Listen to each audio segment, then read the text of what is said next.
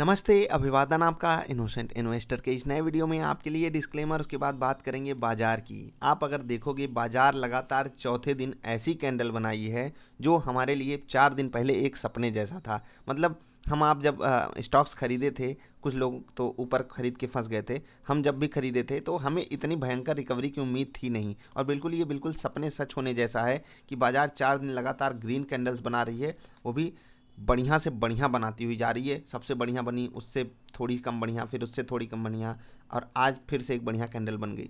आज एक्सपायरी का दिन था, उसके बावजूद भी बाजार 14,900 को बार बार ठोकर मारने की कोशिश करती रही, और ये बहुत पॉजिटिव साइन थी बाजार के लिए, क्योंकि 14,900 वाला जो रेजिस्टेंस कल मैंने आपको समझाया था वो 15,000 से भी बड़ा बनकर आ रहा था। और ये जो रेंज थी 14,000 से 14,900 से 15,000 की, इसको क्लेम करना बड़ा ज़रूरी था, और बाजार क्लेम करने की पूरी कोशिश कर रही थी। इवन ग्लोबल मार्केट्स भी हमारे बहुत फेवर में नहीं थी, लेकिन फिर भी हमारी बाजार अपने रिदम पे चलती रही। कौन चला रहा था बाजार को? बाजार को चला रहे थे आज सस्ते वाले स्टॉक्स। देखते हैं कौन कौन से थे सस्ते स्टॉक्स। आईटीसी कितना सस्ता अवेलेबल था, कितना बेहतरीन पैटर्न। यहाँ पर तो गजब की कैंडल बनी है। ये कैंडल ऐसे वेल्थ जनरेशन वाली कैंडल लगती है कि हम सबका वेल्थ जनरेट करती है। 2 दिन पहले भी यहाँ पर एक बढ़िया अपटिक आया था बाजार के साथ। 2 दिन ये स्टेबल थी कंपनी, और फिर अचानक से भाग गई। अच्छे रिजल्ट की सुगबुगाहट ये ऐसे ही होती है। आप नीचे वॉल्यूम देखोगे तो लगेगा कुछ बड़ा धमाका होने वाला है क्या आईटीसी के स्टॉक में। हो सकता है, तैयारी बनाकर रखिएगा। आगे बढ़ने से पहले बता दूं, यहाँ पर जिनके पास स्विंग ट्रेडिंग पैटर्न होगा उनको यहाँ पर बाई सिग्नल मिला था या नहीं, यहाँ पर आप बताइएगा। हम मिलेंगे अगली वीडियो में आईटीसी के साथ। स्टेट बैंक ऑफ इंडिया, ये तो कमाल का, मतलब ये रन ऐसा है बाजार से भी बेहतरीन। आप देखोगे बाजार पिछले 4 दिन से भाग रही है, ये पिछले 6 दिन से भाग रहा है, और गजब का भाग रहा है। गजब गजब के लेवल्स क्लेम कर रहा है। स्टेट बैंक ऑफ इंडिया 350, सपना साकार हो रहा है।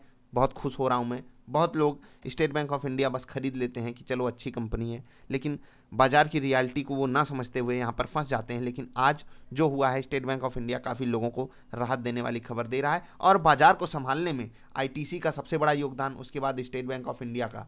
ओएनजीसी सरकारी स्टॉक्स में धूम मची हुई है। ओएनजीसी हो गए, कोल इंडिया हो गए, और एक अभी कोल इंडिया तो गजब की परफॉर्मेंस दे रहा है। 4 दिन से पिछले गिरा भी बहुत भयंकर था। एक और स्टॉक की बात करना चाहेंगे, आईआरएफसी।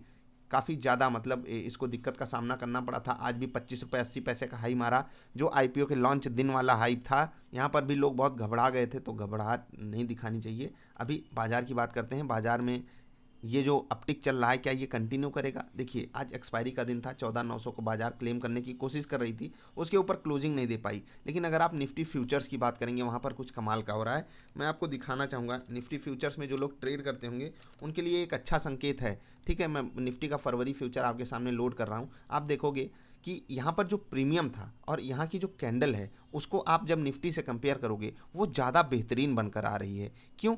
क्योंकि देखो, बाजार में 2 चीज़ें होती हैं कि जैसे ऑप्शन एक्सपायरी के दिन क्या होता है, मैं एक चीज़ आपको समझा देता हूँ कि जैसे ही मान लेता हूँ 14,900 पे कॉल राइटर्स एक्टिव हैं, ठीक, 14,900 पे कॉल राइटर्स एक्टिव हैं। अब वो क्या करेंगे, 14,900 पे जैसे ही प्राइस आएगा, उन सामने वाले बंदे को ये दिखा देंगे कि आप ऑप्शन बाई कीजिए। किसका?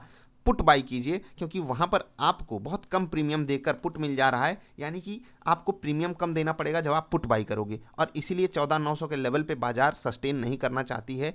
ये होता है ऑप्शन में किस तरीके से आपके साथ खेल खेला जाता है। ऑप्शन राइटर्स बहुत दिमाग लगाते हैं, लेकिन उनका सारा दिमाग फेल हो जा रहा है, क्योंकि 4 दिन से वो पहले ही घबराहट में है कि हो क्या रहा है बाजार में। और आज भी उनकी लॉजिक देखिए, काम तो करिए। आज ऑप्शन की एक्सपायरी थी, वीकली एक्सपायरी थी, इसीलिए बाजार एक रेंज में रह गई। बहुत तगड़ा मोमेंटम नहीं आया। अगर बाजार ट्रेंडिंग जाती तो नीचे जाती। ऊपर के लेवल पे बाजार को अगर कोई स्टॉक सस्टेन करा पाए हैं, ITC, state bank of India को बहुत बहुत धन्यवाद देना चाहिए, क्योंकि रिलायंस जैसे दिग्गज, टीसीएस जैसे दिग्गज, ये सब नेगेटिव ट्रेड कर रहे थे। उसके बावजूद भी बाजार अगर आधे पौन % ऊपर क्लोजिंग देती है, जो कि आप यहाँ पर देख पा रहे हो, तो ये केवल और केवल बदौलत किसके है? आईटीसी के। तो आईटीसी को आप धन्यवाद दीजिएगा।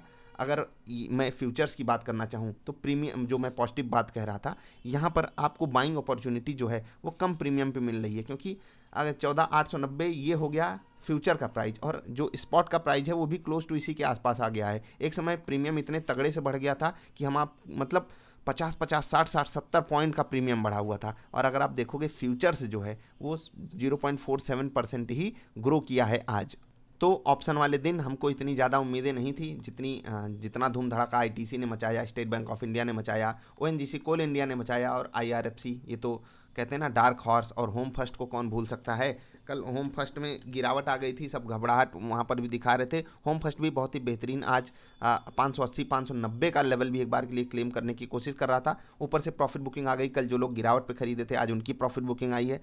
Let's hope for the best. आगे क्या होता है, आपको होल्ड करना चाहिए। अच्छी कंपनियों को अच्छे समय के लिए होल्ड करना चाहिए। कंपनी छोटी है, ग्रोथ भी दिखा रही है, तो आपको होल्ड करना चाहिए। ठीक, तो निफ्टी का यही एनालिसिस था। बाजार में कुछ ऐसा खास हुआ नहीं आज जो आपसे एक्सप्लेन किया जाए, लेकिन जो खास हुआ वो मैंने एक्सप्लेन कर दिया। आपको नज़र बनाकर रखनी है आईटीसी पे। आईटीसी पे क्या करना है, मैं एक अलग से वीडियो बनाऊंगा, क्योंकि काफ़ी ज़्यादा क्वेरीज आई हुई हैं। और जिनके पास स्विंग ट्रेडिंग पैटर्न है वो ज़रा सा चेक कीजिएगा, बैक टेस्ट कीजिएगा आईटीसी के स्टॉक को। अभी के लिए इतना ही, मिलेंगे फिर से। वीडियो पसंद आए तो लाइक कर देना। Tata, bye bye.